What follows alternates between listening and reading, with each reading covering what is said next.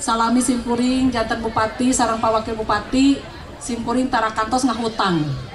Terus Pak Camat Pak Kades tara kantos ngahutang DBH, tara kantos ngahutang siltap. Leres teu?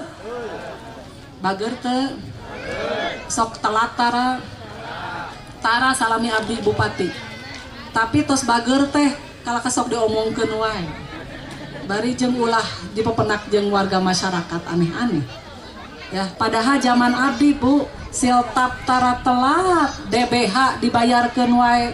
Zaman kapungkur bupatina satajan abdi tapi kan ka ayeuna aya hutang keneh DBH 2 tahun.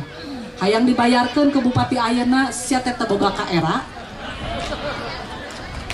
Ari kitu 2 tahun, 1 tahun, harusnya mah 3 tahun, tapi nu 1 tahun terus dibayarkeun sarku abdi harita da akur keneh harita mah. Ku abdi dibayarkeun 28 miliar, da bisi ditagih ku desa. Terus teu Pak Jaya, ayeuna 2 tahun deui antepkeun tong dibayarkeun. Kur minta bantuan dewan ayeuna teh saha nu ngahutang, saha nu kudu mayar. Matakan jadi bupati teh sing leres entong pencitraan wae gitu kan, ini pencitraan wae si curik wae bari jeung heueuh teh yang bener teh.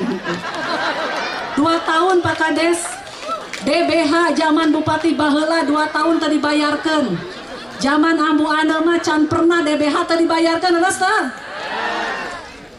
Kan ayeuna hayang dibayarkeun cenah. Oh, siapa lu? Gak akan aku bayarkan ya.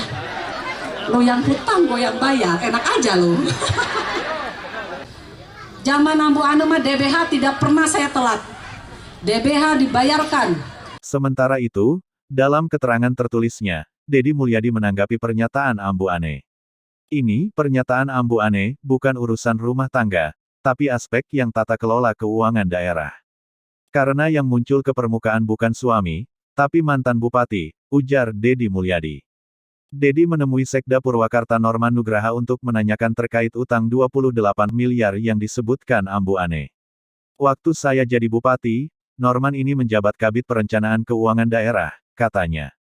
Deddy bercerita soal tahun terakhirnya menjabat Bupati Purwakarta pada 2017. Saat itu, ia menyadari setelah selanjutnya lengser, Purwakarta akan dilanjutkan pejabat sementara. Karena dipimpin pejabat sementara, anggaran daerah saat itu tidak akan digunakan secara optimal untuk pembangunan karena ada keterbatasan wewenang. Karena itu, Deddy berpikir bahwa saat itu pembangunan yang bersifat publik di Purwakarta harus terus berlanjut. Sehingga, produk saat ia menjabat bisa dinikmati oleh publik seperti jalan dan fasilitas publik lainnya. Dia mengakui bahwa hal itu memang meninggalkan utang. Tapi, dari aspek kalkulasi pembangunan, itu memberi keuntungan bagi masyarakat. Alasannya, karena ada produk pembangunan yang nyata di balik utang daerah. Menurutnya, jika saat itu pembangunan terhenti, pembangunan akan berlanjut pada 2018 dan 2019. Dari segi efektivitas, hal itu tidak memberikan manfaat signifikan. Baik dari segi harga maupun percepatan pembangunan. Karena sudah disindir istrinya, Deddy Mulyadi mengaku siap bertanggung jawab secara finansial jika memang diperlukan untuk melunasi. Tetapi andai kata uang itu harus dibayar secara pribadi, walaupun itu tidak boleh karena itu uang negara, saya seluruh aset yang saya miliki saya berikan ke pemerintah daerah. Gak apa saya miskin yang penting hidup saya tidak merugi, kata Deddy. Sementara itu, Norman Nugraha menyampaikan bahwa utang itu bukan utang pribadi Deddy Mulyadi, melainkan utang pemerintah daerah.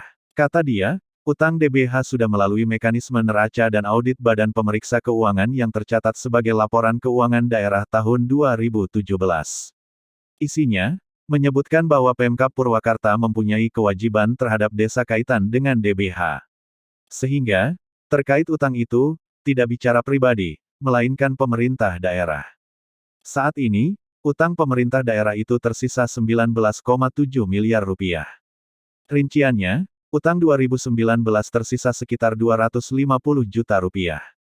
Sedangkan utang 2016 dan 2017 yang seharusnya dibayarkan pada tahun 2020 dan 2021, terpaksa ditunda karena refocusing anggaran untuk penanganan COVID-19.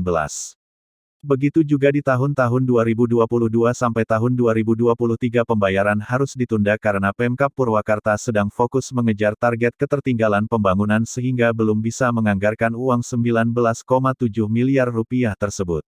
Sehingga, utang pemerintah daerah itu diharapkan bisa dibayarkan pada 2024 karena masuk pada kewajiban pemerintah daerah.